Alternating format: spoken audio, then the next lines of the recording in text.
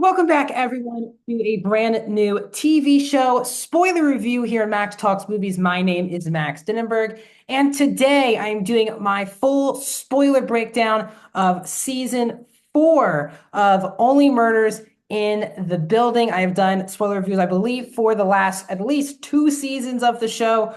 I'm keeping up as season 4 just wrapped this week. My name is Max Dinnenberg. Welcome back to Max Talks Movies. If you're new to the channel, please hit that subscribe button and ring that bell for notifications. I do movie and TV show reviews as well as other movie franchise rankings, a box office show every Tuesday, and at a theater reactions. If you like any one of those things, it's a good idea to hit that subscribe button. There'll be something here for you. Also, please comment down below. What are your thoughts on season 4 of Only Murders in the Building? Is this your favorite, least favorite season? Do you like where we ended off heading into season 5? And are there any potential guest stars you'd like to see join the show in season 5? Respond to all comments, so please comment down below. And also, please like the video, the thumbs up button. That's how you support this channel. So I've been talking about for years, this is definitely one of the more consistent comedies out there right now. Even though I'm not loving the show, and I'll get to that in a second, this is a show that I've been following and I really enjoyed, especially the first 2 seasons of the show. Really, season 1 was awesome.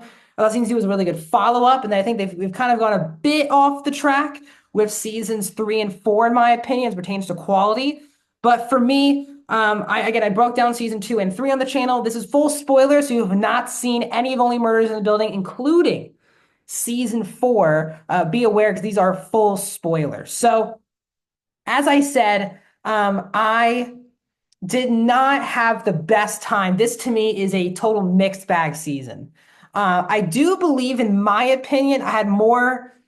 Man, this is really tough. The last 2 seasons to me I feel kind of the same way, which is just kind of disappointment. Not that this is just awful television, one of the worst shows you'll see all year. Of course not, because again, from a positive perspective, the big three on this show are awesome. I could watch Selena Gomez, Martin Short, and Steve Martin do things together, and for me, it's good entertainment. That's what the show kind of has become, just kind of solid entertainment. I do think this is a stronger season than season 3 because my biggest issue of season 3 was that they basically split up the core three throughout the entire season until really the last episode. Now, at least in this season, they are still all together, but I just don't think the show has really held strong since its original, really first 2 seasons. But as I said, I still have a good time with the show. The comedy is really on point. From a positive perspective, the thing I really liked about this season was really this friendship arc that is between Charles and Oliver. Obviously, we know how close Steve Martin and Martin Short are in real life, but you really just feel like they are kind of an equal trio. But luckily, have seen the season, Oliver about to get married, or does get married at the end of season 2, Loretta, played by Meryl Streep. And we see that the whole season, Charles doesn't want to be again lonely. He really enjoys, yes, he still will remain good friends with Mabel, but there is kind of that seniorship with Oliver that he did think that he would grow old with him. And the fact that, he's getting married and now he's putting a Loretta, I thought, as emergency contact.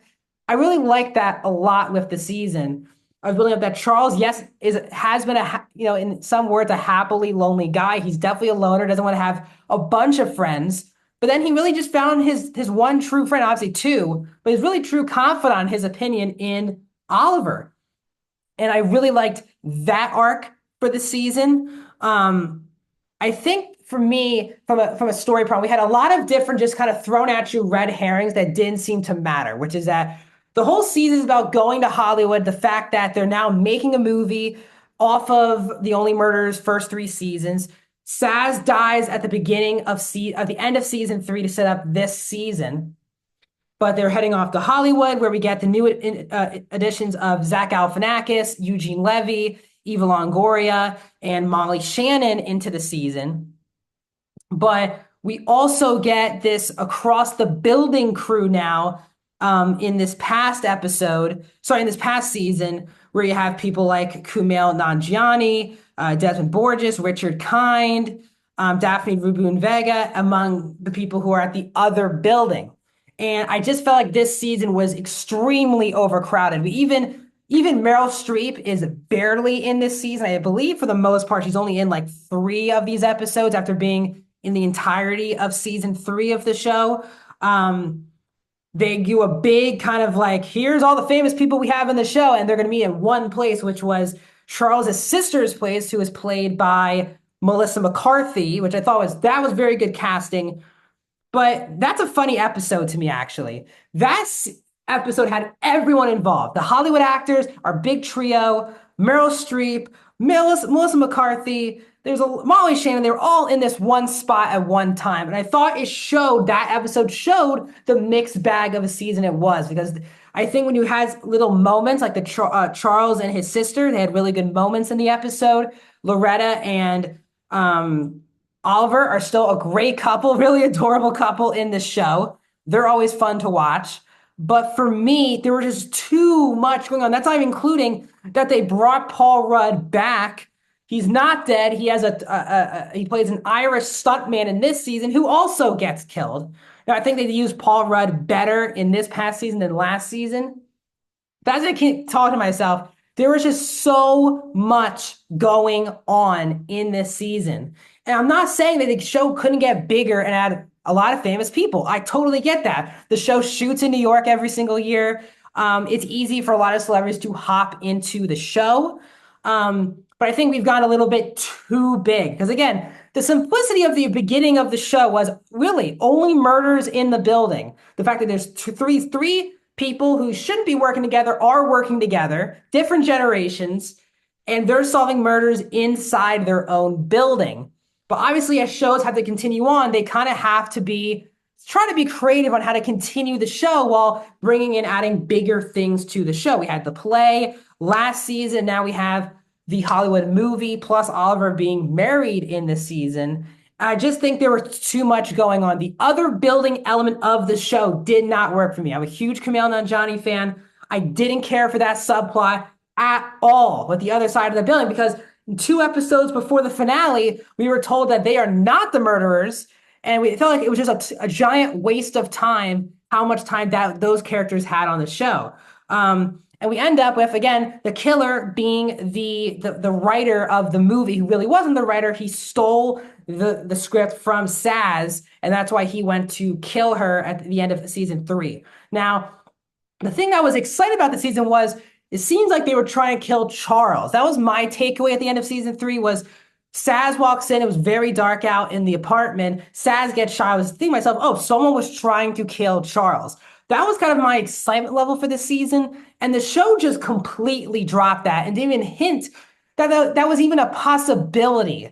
I think that was a huge problem for me was if you wanted it to be Saz was dead and someone was trying to kill Saz, not Charles, that's fine. But the fact that from a common sense perspective, it was so dark out that Saz, when she puts on the hat, has Charles's outfit on, looks just like Charles, especially in the dark across the building. She gets killed, and for not 1 second in the show does anyone think that Charles's life is really in danger, that they were trying to kill Charles. I think they had that dynamic of, oh, are they actually going after Saz, or was it a mistake and they're going after Charles? That duality, I think, would have really worked for the show, but the show just never hints at it.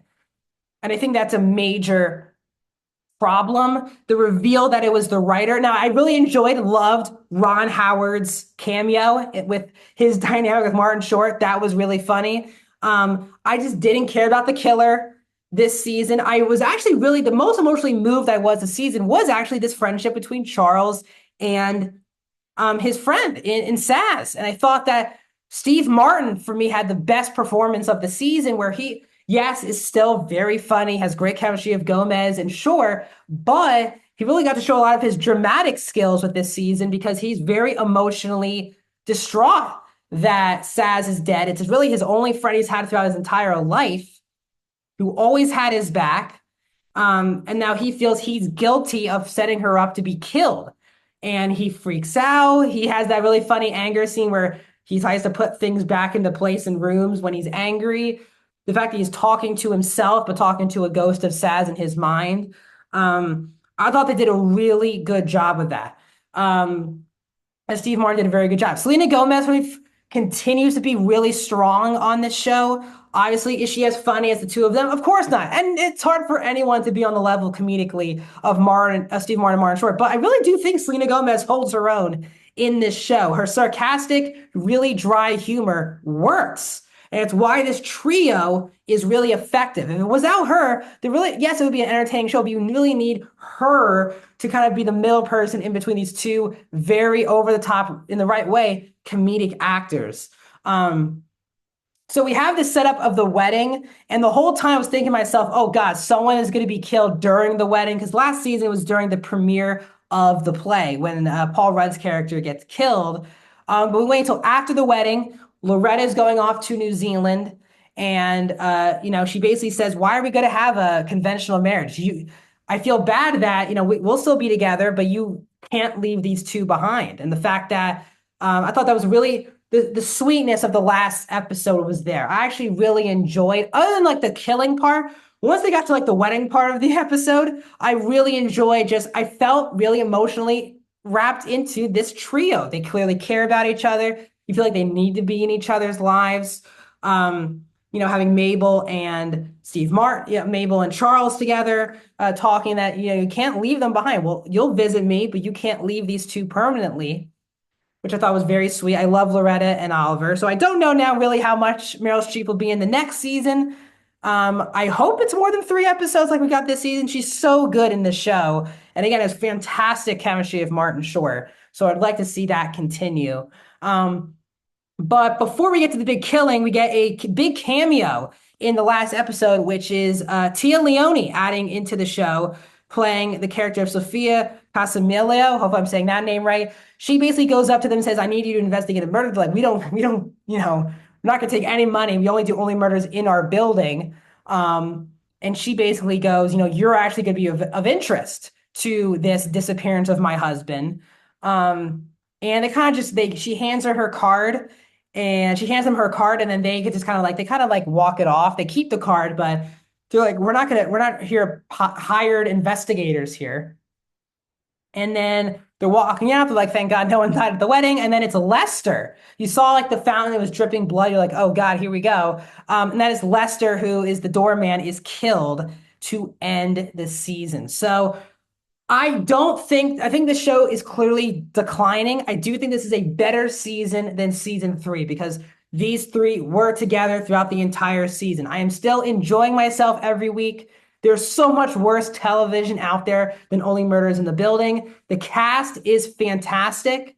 But I do think as they move into season 5, and who knows how many more seasons they want to keep doing of this show, because it seems like it's very easy to make because these new seasons come out every single year, every single summer, either June or August, they have a new season out of Only Murders. So I do think they need to simplify it more. I think this season showed they went too big. They went with too many new people going to LA and then the other building and then barely even focusing on the actual Only Murders in their own building. I do think the show needs to a little bit simplify and not throw in too many things going on.